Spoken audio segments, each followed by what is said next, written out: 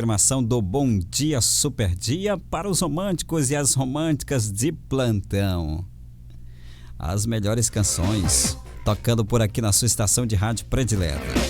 Hoje parece que os corações apaixonados apareceram por aqui, né? Que coisa! Muita música romântica hoje aqui na programação do Bom Dia Super Dia. Pessoal, são 11 horas e 50 minutos, está na hora do nosso quadro Uau, não é que a Bíblia tinha razão?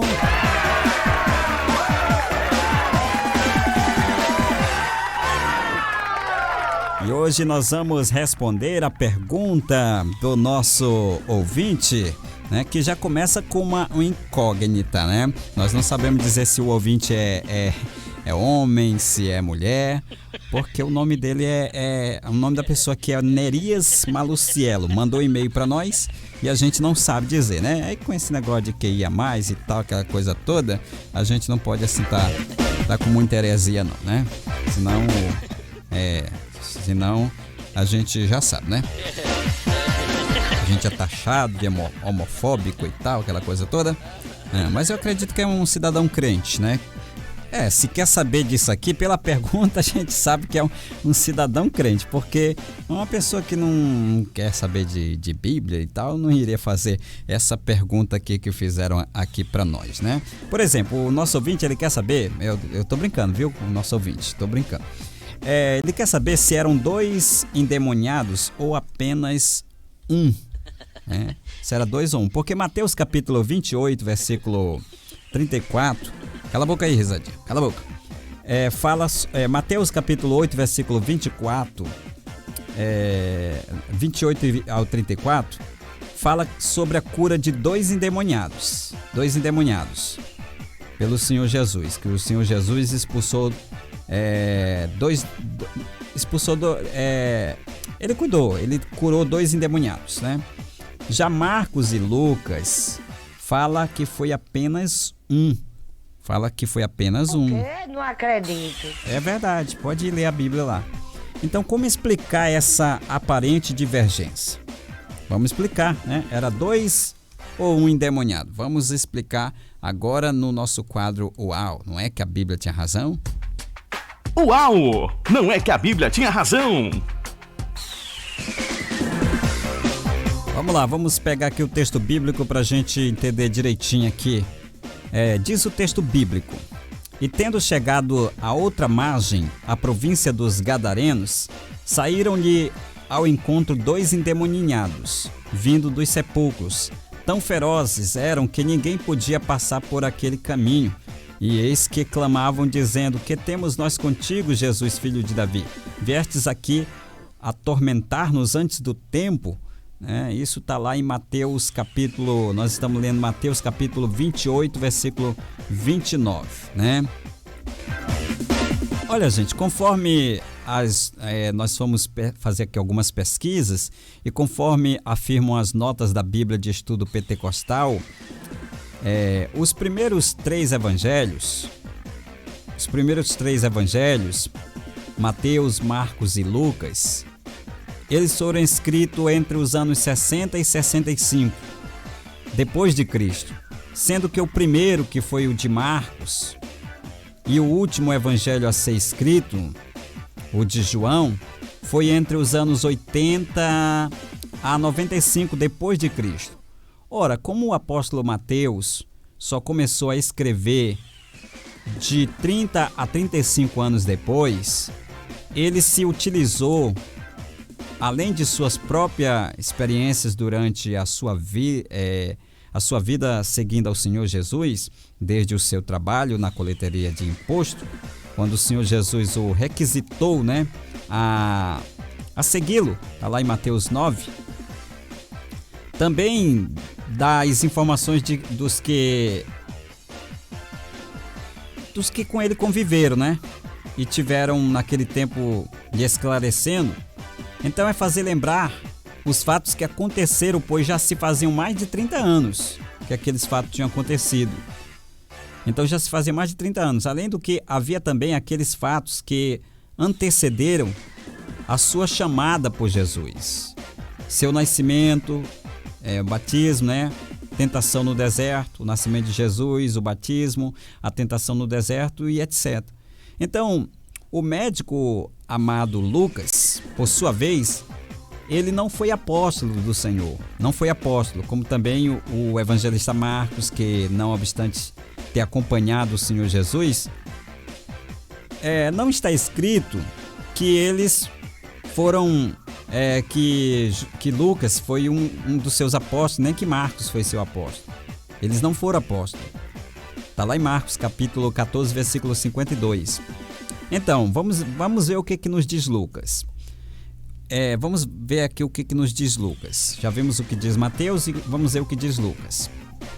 Tendo, pois, muito empreendido em ordem a narração dos fatos e que entre nós se cumpriram, quando segundo nos transmitiram os mesmos que os presenciaram desde o princípio e foram ministros da palavra, pareceu-me também a mim conveniente descrevê-los, a ti, ó excelentíssimo Teófilo, por sua ordem, havendo-me já informado minuciosamente de tudo desde o princípio, para que conheças a certeza das coisas de que já estás informado. Lucas 1, versículos de 1 ao 4, né? Então, Mateus, a partir de dessas informações, ou do seu testemunho pessoal, notou que havia 2 endemoniados. Mateus notou que havia 2 endemoniados. Mas, como sempre, né, foi destacado por sua fúria e ousadia, teve um que se destacou. Teve um endemoniado que se destacou. Entendeu? Então ele se destacou pela sua fúria e ousadia macabra, por falar pelo outro endemoniado que o acompanhava. Era a legião, muitos demônios que falavam, mas o transmissor era apenas um. Então poderiam existir ali muitas vozes, conforme Romanos 15:6. Então, o fato de um endemoniado ter se destacado mais do que os outros fez com que os outros escritores da Bíblia, Lucas e Marcos, não se atentassem naquele detalhe, entendeu? Então, eles se fixaram mais sobre o endemoniado que estava mais bruto, né? Como diz a história, entendeu? O que estava mais possuído. Então, por haver esse destaque, um se destacou mais do que os outros, então eles deram atenção mais para o outro, né? Já para aquele outro. Então, mas somente uma deve ser notória. O que a gente deve... o fato aqui de haver várias vozes, mas apenas somente uma deve ser notória, ou falar por todos, né? O chefe dos demônios que estava sobre eles, o que lidera. Então, Mateus registrou esta situação. Como frisa o comentarista bíblico do Novo Testamento de CPAD, Mateus registra só os fundamentos simples deste exorcismo e omite detalhes de Marcos. Mateus, né, que queria nos mostrar a severidade. Entendeu? Então Mateus ele registra somente só os fundamentos simples deste exorcismo e ele omite detalhes que Marcos trouxe para nós. Mateus queria nos mostrar a severidade da possessão, o terror de toda a comunidade e a instrução que o exorcizado recebeu, entendeu? De testemunhar as pessoas sobre Jesus lá na cidade de Decápolis. Mas Mateus acrescenta que havia 2 endemoniados. Ele acrescenta que havia 2 endemoniados. Mateus 9:27. O que parece que os outros 2 evangelhos se contradizem em um só endemoniado, se centralizam. Não que eles se contradizem, mas é porque eles se centralizaram só em um endemoniado. Enquanto que Mateus refere-se a 2, provavelmente para cumprir a exigência judaica. Por que Mateus se refere a 2? Provavelmente para cumprir a exigência judaica de testemunho legal de pelo menos 2 pessoas. Pelo menos 2 pessoas. Está lá em Deuteronômio 17:6. Então, do mesmo modo que lemos que Mateus lemos que Mateus registrou que Jesus entraria em Jerusalém sentado numa jumenta e num jumentinho, Mateus 21:5. Entretanto, Marcos e Lucas registram que seria apenas um jumentinho. Mateus fala da jumenta e do jumentinho, né? Já os outros evangelhos registram que foi apenas um jumentinho, que Jesus faria a sua entrada triunfante em Jerusalém. Ou seja, havia uma jumenta e um jumentinho, mas o foco de Marcos e Lucas estava apenas no jumentinho, né? Apenas no jumentinho. Então, esse é o foco. Cala a boca aí, manda esse menino se calar. Que coisa. Então, Marcos e Lucas estavam focalizados no jumentinho, o qual ninguém havia montado, e não na jumenta. Ou seja, outra vez Mateus pluralizou os detalhes dos seus escritos, enquanto que Marcos e Lucas individualizavam.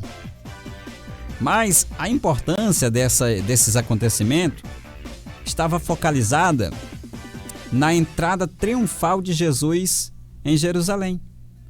No caso dos endemoniados, o principal objetivo foi focalizar o poder